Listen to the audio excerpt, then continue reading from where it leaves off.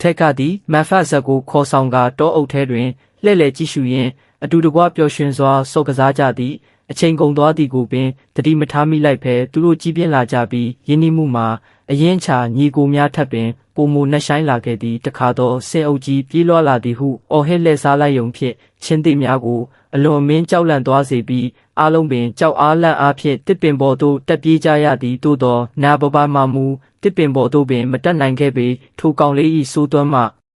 ဟူများကြောင့်ချင်းတစ်အုပ်တစ်ခုလုံးစိတ်ကုန်ကြီးငွေ့နေကြပြီဖြစ်သည်ချင်းတစ်အုပ်ဝင်အများစုကမန်ဖတ်ဆတ်ကိုအေပစီသားရင်တယောက်ဖြစ်လက်ခံလာကြတော့လဲမပစီကမူမန်ဖတ်ဆတ်ကိုလန်ဒလာတွာလာနေသူတဦးဖြစ်တာမြင်နေစေဖြစ်သည်ဒေါသထွက်နေသောအပစီသည်မန်ဖတ်ဆတ်ကိုချင်းတစ်အုပ်ထဲမှမောင်းထုတ်လိုက်ပြီးထဲကကိုတနေ့ကျရင်ဒီကောင်ကမင်းကိုတစ္ဆာဖောက်လိုက်မယ်ဟုတတိပေးပြောကြားသည်သို့တော်ထဲကမူထိုစကားကိုမယုံကြည်ခဲ့ပေအပစီကထဲကအားတနေ့ကျရင်မင်းကဒီနေရာရဲ့ဘရင်ဖြစ်လာလိမ့်မယ်မင်းမြင်တွေ့